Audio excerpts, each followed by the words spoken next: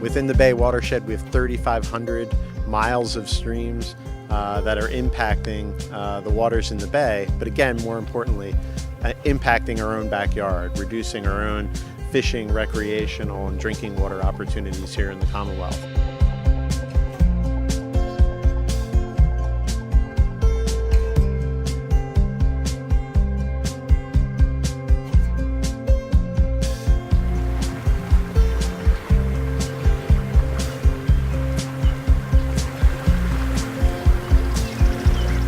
This is a winner of our Governor's Award for Environmental Excellence, and I think part of what goes into that is the environmental excellence part.